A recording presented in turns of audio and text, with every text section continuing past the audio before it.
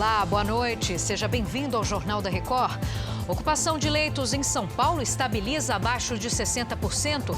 Prefeitura anuncia que aulas presenciais em Belo Horizonte só voltam com vacina contra a Covid-19. E na Liga Europa, uma rodada com direito a show dos jogadores brasileiros. É agora, no Jornal da Record.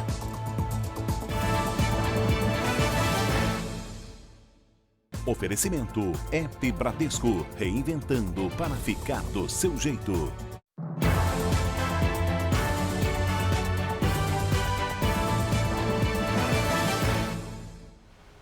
A taxa de ocupação de leitos se mantém estável em São Paulo, que dá segurança para o relaxamento da quarentena no estado.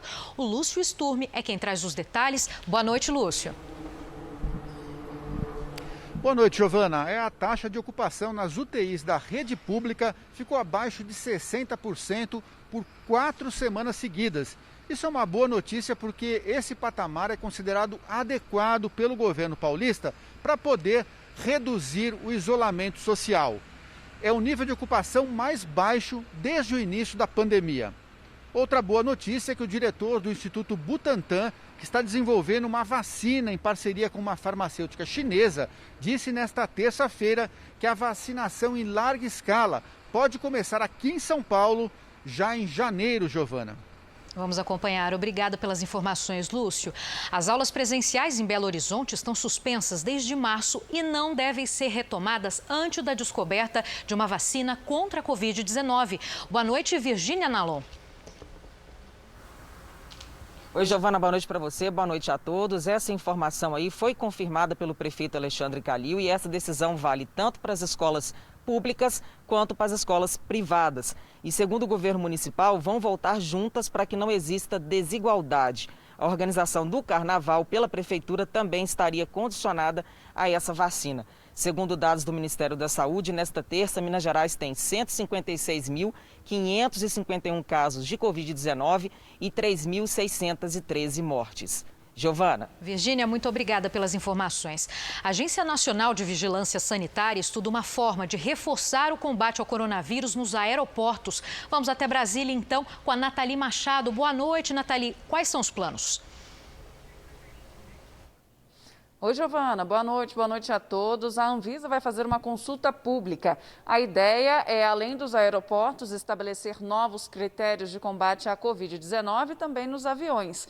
A intenção da agência é dar suporte aos fiscais que atuam nos aeroportos para que eles possam determinar e exigir condutas dos passageiros, dos responsáveis pelos meios de transporte e também nas instalações comerciais. Depois que a proposta for publicada no Diário Oficial, será estabelecido um prazo de 15 dias para as contribuições da sociedade. Giovana. Bom descanso, Nathalie. Obrigada. De acordo com os dados do Ministério da Saúde, o Brasil tem 3.109.630 casos de coronavírus confirmados, com 103.026 mortes. 1.274 casos foram nas últimas 24 horas. Ainda de acordo com o boletim do Ministério da Saúde, mais de 2.200.000 pacientes estão recuperados da doença e 763.480 continuam em acompanhamento. A Assembleia Legislativa do Rio vai doar 20 milhões de reais para ajudar a Fiocruz no combate ao coronavírus. Leonardo Ack, boa noite para você.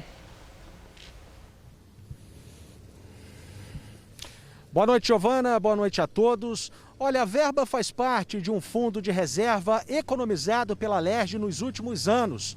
A Fiocruz deverá apresentar aos deputados as ações que serão adotadas no enfrentamento à Covid, os valores das despesas e um cronograma detalhado para o uso dessa verba.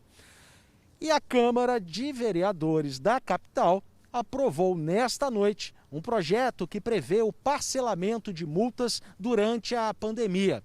Os motoristas que cometerem infrações poderão dividir o pagamento em até 12 vezes. A lei agora vai para a sanção do prefeito Marcelo Crivella. Giovana. Obrigada por todas as suas atualizações. Unificar os interesses dos estados é um dos maiores desafios da reforma tributária. A avaliação é do senador Marcos Rogério, do Democratas de Rondônia. Ele integra a comissão mista da reforma no Congresso e participou do JR Entrevista dessa terça. O único ponto que talvez tenha consenso nas duas casas não dá para discutir uma reforma tributária que implique em mais peso tributário para o Brasil. Ou seja, não dá para se pensar em aumento da carga tributária. É preciso fazer uma reforma tributária que implique em desburocratização, simplificação e redução da carga dos impostos. O Brasil paga imposto demais e tem um serviço que não é de tanta excelência assim. O que vai prevalecer, então, para se aprovar os temas? O lobby dos governadores, a união das bancadas, a força do Executivo, do Ministério da Economia. Como é que se resolve isso, então? Eu acho que é preciso encontrar os pontos de convergência. Não tem como você fazer uma reforma tributária que impacte a vida dos brasileiros sem encontrar os pontos que conectem interesses. Por enquanto, não há consenso em relação a nenhuma proposta. Talvez o único consenso possível nesse momento seria justamente esse de identificar um modelo de simplificação. Agora, quando você trata de fazer uma reforma que possa impactar as receitas dos estados, você tem muita dificuldade. Vamos discutir aqui um modelo que pensa o Brasil.